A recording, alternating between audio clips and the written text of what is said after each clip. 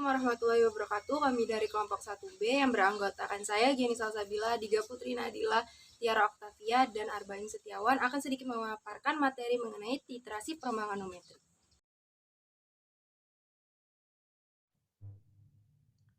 Praktikum kita kali ini membahas tentang titrasi permanganometri. Permanganometri merupakan metode titrasi dengan menggunakan kalium permanganat yang merupakan oksidator kuat sebagai titran. Titrasi ini didasarkan atas titrasi reduksi dan oksidasi atau redox. Metode permanganometri dapat digunakan untuk menentukan kadar suatu zat yang bersifat reduktor. Dalam metode permanganometri ini tidak diperlukan adanya suatu indikator, karena titran yang digunakan yaitu kalium permanganat sudah bertindak sebagai autoindikator, kecuali bila digunakan larutan yang sangat encer. Kalium permanganat telah digunakan secara meluas sudah lebih dari 100 tahun. Reagensia ini mudah didapatkan dan harganya relatif murah. Kalium permanganat ini bukan merupakan larutan baku primer. Oleh karena itu, larutan kalium permanganat perlu distandarisasi terlebih dahulu, antara lain dengan arsenik trioksida dan natrium oksalat. Selanjutnya itu mengenai alat bahan dan cara kerja. Alat bahannya terdapat Erlenmeyer, lembu ukur, gelas wow, corong, buret, statip dan klem, pipet ukur, botol, lumpang, alu, bunsen, serta timbangan. Bahan yang digunakan berupa kalium permanganat 0,1 N sebanyak 3,16 gram, aquades sebanyak 2 liter, asam oksalat C2H2O4 sebanyak 6,3 gram, asam sulfat 4M sebanyak 12 mili, hidrogen peroksida sebanyak 10 mili. Cara kerja yang pertama yaitu pembuatan larutan standar sekunder. Yang pertama yaitu pembuatan larutan standar sekunder KMNO4 0,1 N, 3,16 gram.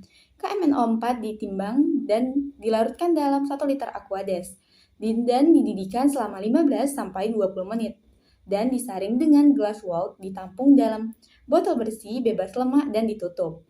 Disaring bila selama penyimpanan terdapatnya endapan. Selanjutnya itu pembuatan larutan standar C2H2O4 atau asam oksalat. Pertama yaitu 6,3 gram asam oksalat dilarutkan dalam 1 liter aquades dalam labu ukur hingga homogen. Untuk pembakuannya diambil 10 mili asam oksalat, dimasukkan ke dalam Erlenmeyer dan ditambahkan 6 mili H2SO4 4N, lalu dipanaskan pada temperatur 80 derajat Celcius sampai 90 derajat Celcius, sambil dititrasikan dengan larutan KMNO4 0,1 N sampai terbentuknya warna ros.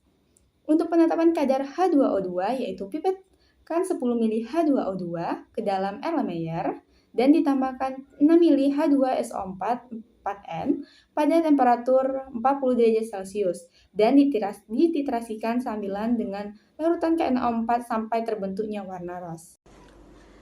Permanganometri merupakan metode titrasi dengan menggunakan kalium permanganat atau KMNO4 yang digunakan sebagai oksidator kuat sebagai titran. Nah, titrasi ini didasarkan atas titrasi, reduksi, dan oksidasi atau reaksi redoks. Prinsip metode titrasi permanganometri yaitu zat organik dapat dilarutkan atau dioksidasi dengan menggunakan larutan kalium permanganat atau KMNO4 dalam suasana asam dengan dilakukannya pemanasan. Sisa dari KMNO4 ini akan bereaksi dengan asam oksalat yang berlebih. Kelebihan dari asam oksalat dititrasi kembali dengan menggunakan KMNO4. Titik akhir dari titrasi permanganometri adalah terjadinya perubahan warna yang terjadi dari larutan yang berwarna bening akan berubah menjadi warna merah muda.